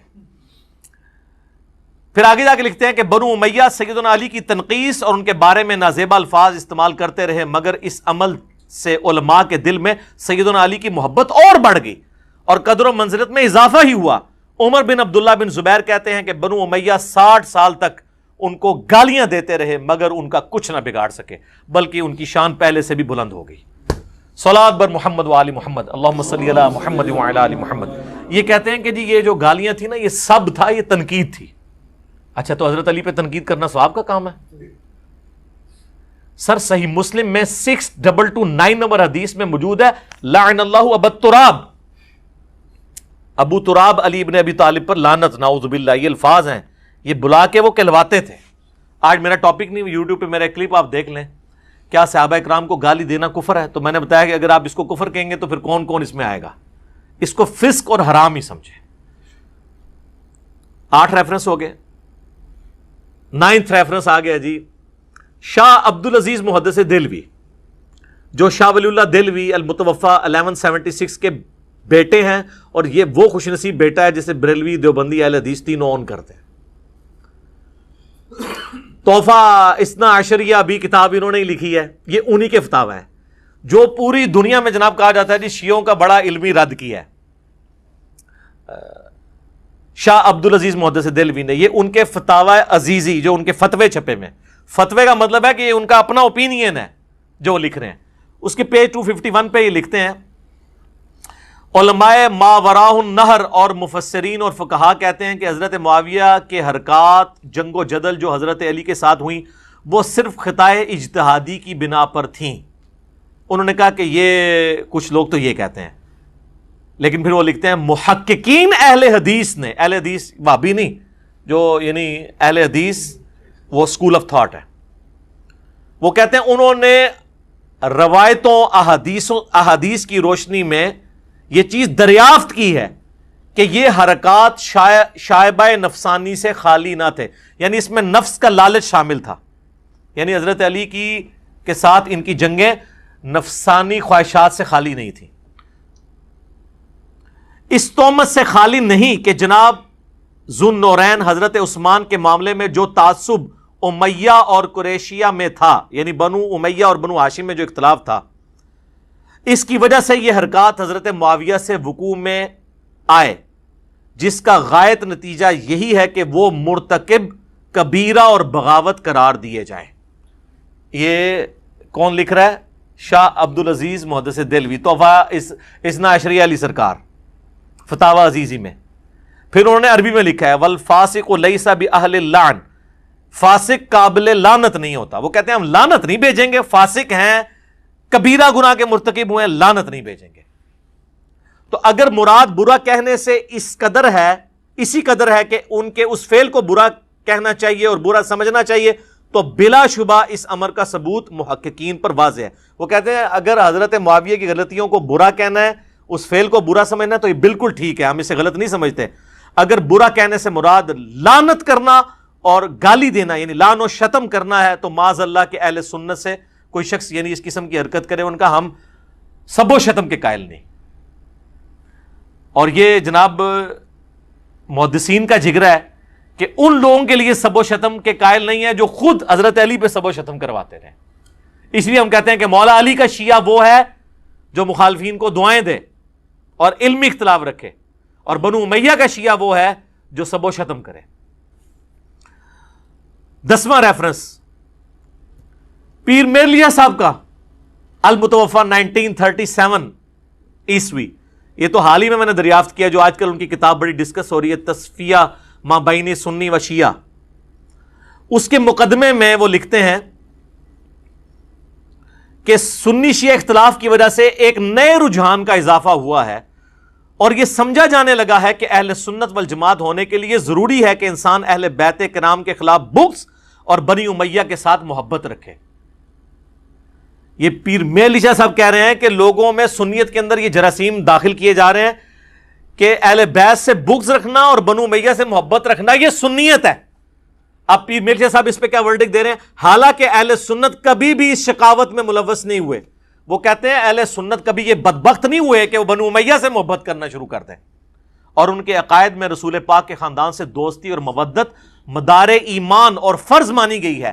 اس نئے رجحان کی وجہ یہ معلوم ہوتی ہے کہ ہمارے علماء اکرام نے بمقابلہ اہل تشیع کے اپنے مواعظ اور نصاح کی مجلس میں صرف لعنت اور متون کرنے کے خلاف، یعنی یہ جو کرتے ہیں رافضی، اس کے اعتبار سے انہوں نے جو تقریر کرنی شروع کی ہیں تو صرف ایک چیز کو ٹاپک بنایا اور اہل بیت علیہ السلام کے فضائل اور مناقب بیان کرنے کی طرف کم توجہ دی ہے. اسی کتاب میں آگے جا کے وہ لکھتے ہیں کہ سورۃ النور کی آیت نمبر جو 55 ہے نا، آیت الاستخلاف، وعد اللہ الذین آمنوا منکم وعملوا الصالحات، کہ اللہ تعالیٰ اہل ایمان کو اس دنیا میں حکومت دے گا. تو وہ کہتے ہیں کہ اس کے مصداق بھی حضرات اربعہ ہیں، یعنی 4 خلفاء ابو بکر، عمر، عثمان و علی رضی اللہ عنہم اجمعین. بنو امیہ اور جناب معاویہ اور بنو عباس آیت استخلاف سے خارج ہے. یہ کہتے ہیں نہیں اللہ نے ان کو حکومت دی تھی، ملوکیت دی تھی، اور وہ دلیل پکڑتے ہیں طالوت والا. طالوت کو تو اللہ نے بنایا تھا وحی کے ذریعے. بنو امیہ بنو عباس کے اوپر کون سی وحی نازل ہوئی تھی کہ وہ ملک بنے؟ وہ کہانی کرایا کرو جی کو سمجھ آوے. تو کہتے ہیں کہ بنو امیہ اور جناب معاویہ اور بنو عباس کی حکومتیں وہ اللہ کی طرف سے جو وعدہ تھا وہ اس سے خارج ہیں، کیونکہ جیسا کہ پہلے بیان ہو چکا ہے کہ مراد آیت استخلاف سے وہ لوگ ہیں جو سورہ نور کے نزول کے وقت حاضر تھے. وہ کہتے ہیں جو بعد میں مسلمان ہوئے وہ اس میں کہاں سے آ گئے بیچ میں. اور ویسے ٹیکنیکلی بھی جو اس حکومت کی خرابیاں تھیں وہ اپنی جگہ ہیں. اگلا والا آ گیا جی 11 نمبر پہ علامہ وحید الزماں، جس کو پرانے اہل حدیث تو اہل حدیث مانتے ہیں، آج کل کے آدھے مانتے ہیں آدھے نہیں مانتے. لیکن ایک بات ہے کہ اہل حدیث کے پلے اور کوئی شے کوئی نہیں ہے، کیونکہ مسلم شریف انہوں نے ہی ترجمہ کیا ہے، اور بخاری کا جو ترجمہ کیا 60s کے اندر سید داؤد راز کا، وہ 8 جلدوں میں جو PDF بھی ہے، ان کے بھی مرشد ہیں وحید الزماں، وہ تو ان کو کوٹ کرتے ہیں اس میں. تو سید داؤد راز سے تو کوئی انکار نہیں کر سکتا، جو جمعیت اہل حدیث انڈیا کے سربراہ تھے، کیوں ان کے مرشد ہیں وہ.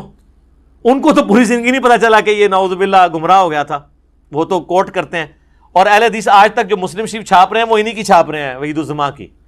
اس میں جو حدیث ہے نا صحیح مسلم میں 5976 اور 5977 2 حدیث ہے کہ نبی اسلام نے اپنی وفات سے 1 مہینے پہلے خطبہ دیا. یہ حدیث بخاری میں بھی ہے.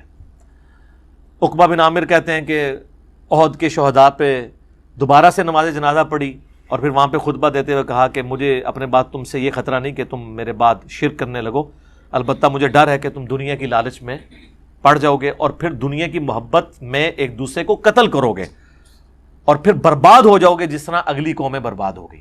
اس حدیث کی شرح میں وحید الزماں صاحب لکھتے ہیں، اور دنیا کے واسطے آخرت کا خیال چھوڑ دو گے.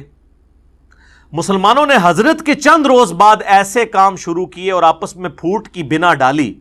معاویہ حضرت علی مرتضیٰ سے لڑے اور یزید نے خاندان نبوت کو تباہ کیا. انہوں نے کہا یہ جو حضور نے کہا تھا نا کہ ایک دوسرے کو قتل کرو گے، اس کا مصداق جو ہے وہ آل امیہ ہے. اور حجاج نے عبداللہ بن زبیر کو شہید کیا اور فتنوں کی تار بند گئی. اس روز سے آج تک مسلمانوں کا وہی حال ہے کہ کسی ایک امام اور خلیفہ پر سب مسلمان اکٹھے نہیں ہوئے، آخر کافر موقع پا کر ان پر غالب ہوئے اور ان کی قوت خاک میں مل گئی۔ دوسرا ریفرنس وہ لے کے حضرت ابو سفیان کی فضیلت پہ جو حدیث صحیح مسلم میں ہے 6409، اس کے کانٹیکسٹ میں، جس میں حضرت ابو سفیان نے آ کے کہا کہ بھی مسلمان مجھے صحیح نظر سے نہیں دیکھتے، میں پوری زندگی اسلام کا مخالف رہا ہوں، تو آپ نا میرے بیٹے معاویہ کو اپنا منشی رکھ لیں، تو اس کی وجہ سے تالیف قلب ہو جائے گی، لوگ بھی میری عزت کریں گے۔ تو حضرت معاویہ کو انہوں نے وہاں پہ یعنی کاتب کے طور پر بھرتی کروایا، وہ جو کاتب وحی والا لے کے چلتے ہیں۔ کاتب وحی والی روایت بھی موجود ہے دلائل النبوہ کے اندر۔ تو ان سے کبھی پوچھا آپ نے کہ دلائل النبوہ میں کیا کر رہی ہے کاتب وحی والی روایت؟ وَكَانَ مُعَاوِيَةُ یکتب، ہاں پیٹ نہ بھرے، اور اس میں آگے راوی لکھتا ہے کہ پھر پوری زندگی پیٹ نہیں بھرا، حضور کی نبوت کی خبر پوری ہوئی، یہ بتانے کے لیے وہ لکھ رہے ہیں۔ یہ بس وَكَانَ يَكْتُبُ الْوَحْيِ آدھا ٹکڑا اٹھاتے ہیں، آگے نہیں پڑھتے۔ وہ مسلم شریف میں حدیث ہے نا کہ خدا اس کا پیٹ نہ بھرے، امیر شام کے بارے میں۔ تو وہ دلائل النبوہ میں امام بیہقی نے ثابت کیا کہ حضور کی یہ تو کہتے ہیں نا دعا تھی، امام بیہقی نے ثابت کیا ہے یہ بدوا تھی اور لگ گئی، پوری زندگی پیٹ نہیں بھرا، تو وہاں سے اٹھاتے ہیں۔ خیر یہ علیحدہ سے ٹاپک ہے، میرا یوٹیوب پہ کلپ 1 ملین سے زیادہ لوگ دیکھ چکے ہیں، حضرت معاویہ کاتب وحی، وہ آپ دیکھ لیں۔ وہ کہتے ہیں کہ یہ حضرت معاویہ کو جو بھرتی کر لیا، یہ آپ کا حسن خلق تھا اور مصلحت بھی تھی، کیونکہ ابو سفیان کافروں کا سردار تھا، اس کی تالیف قلب بھی ضروری تھی۔ ہرچند ابو سفیان کا اسلام پہل جان کے ڈر سے تھا، مگر بعد میں شاید پختہ ہو گیا ہو، اور جب آدمی اسلام لایا تو اس کے قصور کفر کے وقت کے سب معاف ہو جاتے ہیں۔ اور آپ نے وحشی قاتل حمزہ کا اسلام بھی تو قبول کیا تھا، اس پر بھی ابو سفیان کا خاندان نبوی کا ہمیشہ دشمن رہا۔ ابو سفیان عمر بھر حضرت صلی اللہ علیہ وآلہ وسلم سے لڑتا رہا اور صدہا مسلمانوں کو اس نے شہید کیا۔ اس کے بیٹے معاویہ بن ابی سفیان نے جناب امیر المومنین خلیفہ برحق علی مرتضیٰ شیر خدا کا مقابلہ کیا اور جنگ صفین میں ہزاروں مسلمانوں کا خون کیا، اور ان کے بیٹے یزید نے تو ستم ڈھایا، سیدنا حسن کو زہر دلوایا اور سیدنا حسین کو ایسے ظلم سے شہید کرایا جس کے حال لکھنے سے قلم کانپتا ہے۔ پھر یزید کے بعد اس کے سارے خلفاء بنو امیہ سوائے عمر بن عبدالعزیز کے خاندان نبوی کے دشمن رہے اور ہمیشہ درپے ایذا رہے، اور دنیا ادنا کے واسطے اپنی آخرت کو تباہ کرتے رہے۔ لا حول ولا قوت الا باللہ، یہ لکھا ہے انہوں نے، پوری بنو امیہ پڑ کے رکھ دیتی ہے کہ یزید کا دادا رسول اللہ سے لڑتا رہا، یہ کہہ رہے ہیں وحید الزمان، اور ان کے والد حضرت علی سے لڑتے رہے، اور وہ خود سیدنا حسین سے۔ میرے خیال ہے اس کے بعد تو کسی چیز کی ضرورت ہی نہیں ہے۔ 12 نمبر ریفرنس ہے جی سید داؤد راز، جن کی بخاری کی شرح ہے۔ بخاری میں ایک حدیث ہے 4359، لمبی حدیث ہے، اس کے آخر میں ایک ذو امر ایک شخص تھا جس کے پاس الہامی کتابوں کا علم تھا، اور رسول اللہ کی تازہ ابھی ڈیتھ ہوئی تھی، حضرت ابوبکر صدیق کو خلیفہ چنا گیا، اور جب اس کو خبر ملی تو اس نے صحابہ کرام سے کہا، اور صحابی کون تھے؟ عبداللہ بن جریر بجلی، یہ بجلی اردو میں لکھا ہوتا ہے، لوگ بجلی پڑھ رہتے ہیں، یہ بجلی نہیں ہے، بجلی۔ ان کو وہ شخص ملا تو اس نے اسی حدیث میں الفاظ ہیں بخاری 4359، جب تک تمہارا طرز عمل یہ ہوگا کہ جب تمہارا کوئی امیر وفات پا جائے تو تم اپنا کوئی دوسرا امیر منتخب کر لیا کرو گے تو اس وقت تک خیر و بھلائی کے ساتھ رہو گے، لیکن جب امارت کے لیے تلوار تک بات پہنچ گئی تو تمہارے امیر بادشاہ بن جائیں گے، اور بادشاہوں کی طرح غصہ ہوا کریں گے اور انہی کی طرح خوش ہوا کریں گے۔ یعنی وہ کہتے ہیں کہ یہ ملوکیت تمہارے اندر آنی ہے اور ملوکیت والا ہی معاملہ ہوگا۔ کانوا ملوکن یغضبون غضب الملوک ویرضون رضا الملوک، وہ بادشاہوں کی طرح ناراض ہوا کریں گے۔ بادشاہ تو ماں بدولت جس بات پہ ناراض ہو جائے، قرآن حدیث سے کیا لینا دینا بادشاہوں کا، ان کے تو اپنے موڈ کی بات ہے۔ اس کی شرح میں لکھتے ہیں داؤد راز خود، وہ کہتے ہیں ذو امر کی آخری نصیحت جو یہاں پر حدیث میں آئی ہے وہ بالکل ٹھیک ثابت ہوئی۔ خلفائے راشدین کے زمانے تک خلافت مسلمانوں کے مشورے اور صلاح سے ہوتی رہی. اس دور کے بعد کسرا اور کیسر کی طرح لوگ طاقت کے بل پر بادشاہ بننے لگے اور مسلمانوں کا شرازہ منتشر ہو گیا. حضرت امیر معاویہ رضی اللہ تعالیٰ عنہ نے جب خلافت یزید کا اعلان کیا تو کئی بصیرت مسلمانوں نے صاف یہ کہہ دیا تھا کہ آپ سنت رسول کو چھوڑ رہے ہیں اور آپ کسرا اور کیسر کی سنت کو زندہ کر رہے ہیں. یہ ہے سر بخاری میں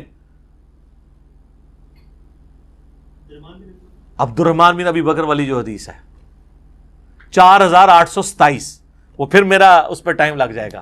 جب مروان کہہ رہا تھا کہ اللہ تعالیٰ نے امیر المومنین معاویہ کو یہ بات سجائی ہے, وہ امت کے وسیع تر مفاد میں اپنے بیٹے کو اپنے بعد خلیفہ بنانا چاہتے ہیں, تو ادھر بھی عبد الرحمن بن ابی بکر والا موجود ہے. وہ آج ٹاپک نہیں ہے, میں اس کو سکپ کرتا ہوں. پمفلٹ میں سب کچھ ہے, پریشان نہیں ہونا. بہرحال اسلامی خلافت کی بنیاد امرہم شورا بینہم کے تحت ہے, یعنی آپس کا کام مشورے سے, جس کو ترقی دے کر آج کی جمہوریت لائی گئی ہے. اگرچہ اس میں بہت سی خرابیاں ہیں, تاہم شورا کی ایک ادنا جھلک تو ہے. یہ دیکھ لیں, یہ اہل حدیث کا بھی وہی موقف ہے ان کے عالم کا. میں جو کہتا ہوں نا, جمہوریت جو ہے یعنی حلال کے دائرے کے اندر, حرام اور حلال کا فیصلہ تو کرے گا قرآن و سنت کا منہج. حلال کے اندر اندر کثرت رائے سے فیصلہ کرنا اسلامی جمہوریت جو ہے, میں ویسٹرن جمہوریت, وہ خلافت راشدہ کی ایک ماڈرن فارم ہے. یہ خود یہ بھی مان رہے ہیں. 13 نمبر ریفرنس میرے استاد ڈاکٹر اسرار صاحب رحمہ اللہ کا, پاکستان میں نظام خلافت کیا, کیوں اور کیسے. اس میں وہ لکھتے ہیں کہ حضرت علی کی خلافت کے بعد جو حکومتیں ہیں, وہ کہتے ہیں جبکہ امیر معاویہ کی پشت پر ایک قبائلی قوت تھی جس کا شام کے اندر ایک مرکز قائم ہوا, میں ان کی نیت پر کوئی حملہ نہیں کر رہا. ظاہر برابر بھی تو کرنا ہوتا ہے نا, لوگ لٹ لے کے مغری نہ پہ جان. معاذ اللہ, وہ صحابی رسول ہیں, لیکن ان کی خلافت اس طور سے منعقد نہیں ہوئی جیسا کہ پہلے چاروں خلفاء کی ہوئی تھی. یہ فرق ہے جس کی بنا پر خلافت راشدہ حضرت علی کی خلافت پر ختم ہو گئی. اور پھر وہ لکھتے ہیں کہ شاہ ولی اللہ دہلوی نے تو کوئی اختلاف کیا ہے, بہرحال امت کا اجماع ہے اس معاملے میں کہ یہ چاروں خلیفہ راشد ہیں, اور حضرت حسن کی خلافت بھی اسی کے اندر آتی ہے. اس پہ میرا یوٹیوب پہ علیحدہ سے خلافت راشدہ کے اوپر بھی, خلافت راشدہ کے 30 سال کے اوپر بھی ویڈیوز موجود ہیں. آج ٹاپک نہیں ہے. 14th ریفرنس جو ہے جی مولانا مودودی کا, حالانکہ یہ ڈاکٹر سار کے استاد ہیں, لیکن میں نے اس کو بعد میں رکھا ہے تاکہ میں آپ کو بتاؤں کہ جس مودودی کو انہوں نے بدنام کیا ہے, سب سے سافٹ لینگویج اس بندے کی ہے. وہ 5واں چیپٹر ہے نا خلافت راشدہ سے ملوکیت کا سفر, اس کے آخری پیرے میں وہ لکھتے ہیں اس طرح خلافت راشدہ کا نظام آخری اور قطعی طور پر خاتمہ ہو گیا. خلافت راشدہ کے نظام کا آخری اور قطعی طور پر خاتمہ ہو گیا. خلافت کی جگہ شاہی خانوادوں نے لے لی اور مسلمانوں کو اس کے بعد سے آج تک پھر اپنی مرضی کی خلافت نصیب نہ ہو سکی. حضرت معاویہ کے محامد اور مناقب اپنی جگہ پر ہیں, ان کا شرف صحابیت بھی واجب الاحترام ہے. ان کی یہ خدمت بھی ناقابل انکار ہے کہ انہوں نے پھر سے دنیا اسلام کو ایک جھنڈے تلے جمع کیا اور دنیا میں اسلام کے غلبے کا دائرہ پہلے سے زیادہ وسیع کر دیا. ان پر جو شخص لان اور تان کرتا ہے وہ بلا شبہ زیادتی کرتا ہے, لیکن ان کے غلط کام کو تو غلط کہنا ہی ہوگا. اسے صحیح کہنے کے معنی یہ ہوں گے کہ ہم اپنے صحیح اور غلط کے معیار کو خطرے میں ڈال رہے ہیں. کیا سافٹ لینگویج ہے, کچھ بھی نہیں کیتا. میرا خیال ہے ان 10 لائنوں میں سارے تعریفی جملے ہیں, اور کہتے ہیں بڑی گستاخانہ کتاب لکھی ہے. تو یہ 14th ریفرنس, یہ تو ہمارے ائمہ اہل سنت کے ریفرنسز تھے. 15 نمبر پہ میں نے ایک غیر مسلم کا ریفرنس رکھا. یہ کہتے ہیں جناب وہ یہود و نصارہ جس کی تعریف کرے نا, وہ آپ سمجھ لیں یہود و نصارہ کا ایجنٹ ہے. یہی بتایا جاتا ہے نا آپ کو ہر معاملے میں کہ جی وہ قادیانیوں کو پناہ دی ہوئی ہے جرمنی والوں نے, تو لہٰذا آپ سمجھ لیں کہ قادیانی اسلام دشمن ہے. تو سر جرمنی کے ہی ایک جو صحافی ہیں نا, ان کا میں آپ کو ورڈکٹ بتاتا ہوں حضرت معاویہ کے بارے میں. یہ مصر کے ایک مشہور عالم ہیں محمد رشید رضا رحمۃ اللہ علیہ. انہوں نے اپنی کتاب میں لکھا ہے تفسیر المنار کے اندر, اور اب یہ عرب اسکالر ہیں, میں اس کا ترجمہ آپ کو پڑھ کے بتا دیتا ہوں. وہ کہتے ہیں کہ جرمنی کے بعض اکابر پروفیسرز نے عثمانیہ حکومت کے دارالخلافہ میں بعض اہل اسلام سے کہا، اور ان میں بعض شرفائے مکہ بھی موجود تھے، کہ ہمیں چاہیے کہ ہم اپنے کیپٹل برلن، جو برلن شہر ہے، اس کے فلاں چوک میں معاویہ بن ابی سفیان کا مجسمہ قائم کریں۔ وہ کہتے ہیں کہ یہ حضرت معاویہ کے مجسمے تو غیر مسلم ملکوں میں لگے ہونے چاہیے۔ ان سے پوچھا گیا کیوں؟ انہوں نے کہا اس لیے کہ وہی تو ہیں جنہوں نے خلافت اسلامیہ کا نظام کا رخ جمہوریت سے غلبہ عصبیت کی طرف موڑ دیا، یعنی زبردستی اور تعصب کے اوپر۔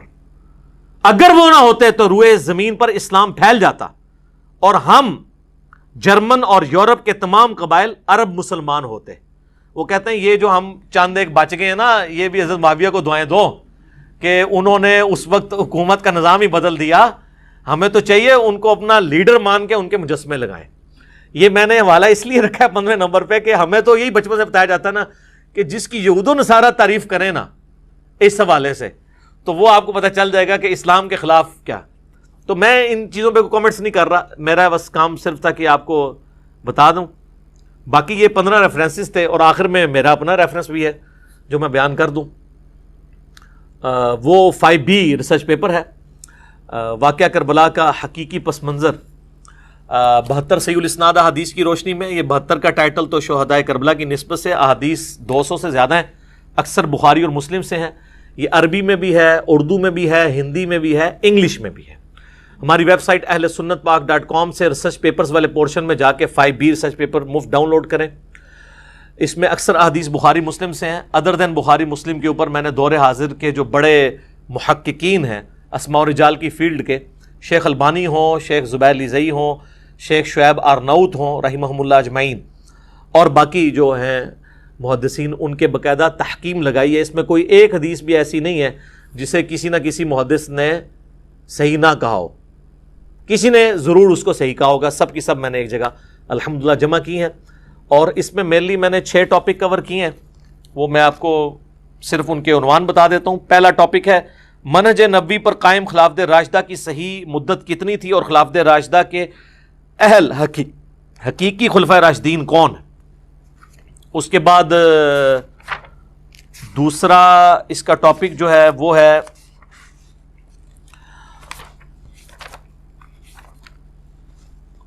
خلیفہ راشد سے بغاوت بدعت ہے، جنگ جمل صفین اور نہروان میں سیدنا علی کی حقانیت اور شہادت سیدنا عثمان رضی اللہ تعالیٰ عنہ۔ تیسرا ٹاپک ہے رسول اللہ صلی اللہ علیہ وسلم نے اپنی وفات سے 1 مہینہ قبل مستقبل میں ہونے والے حکومتی بگاڑ سے متعلق غیبی خبریں دے دی تھیں۔ چوتھا ٹاپک ہے چوتھے خلیفہ راشد سیدنا علی کے فضائل کا بیان اور ان پر ممبروں سے لعنت کرنے کی بدعت کب اور کس نے ایجاد کی۔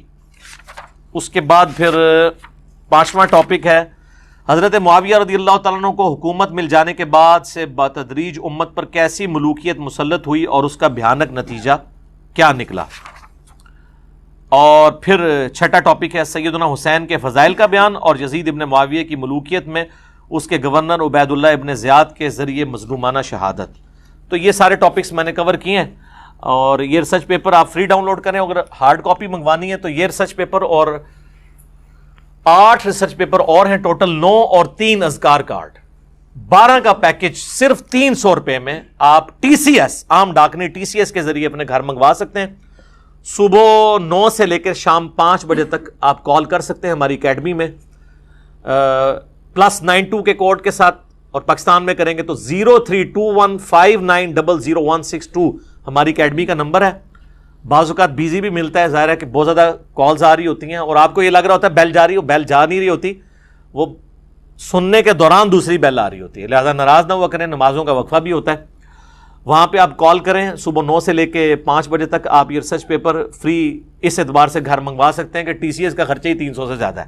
ہم آپ کو 300 میں یہ سارا 12 کا پیکج آپ کے گھر میں بھیجیں گے، اور جو ہماری اکیڈمی میں آتے ہیں، جب اکیڈمی انشاءاللہ کھلے گی تو یہاں تو ایک سیٹ تمام ریسرچ پیپرز کا آپ کو فری سب کو ملتا ہے۔ تو یہ میری معروضات تھیں کچھ اس حوالے سے جو میں نے آپ کے سامنے رکھی۔ اللہ سے دعا ہے جو حق بات میں نے کی اللہ تعالیٰ ہمارے دلوں میں راسخ فرمائے، اور اگر جذبات میں میرے منہ سے کوئی غلط بات نکل گئی تو اللہ تعالیٰ ہمارے دلوں سے ہی معاف کر دے۔ سبحانک اللہم و بحمدک اشہد ان لا الہ الا انت استغفرک و اتوب الیک وما علینا الا البلاغ المبین۔ جزاکم اللہ خیرا.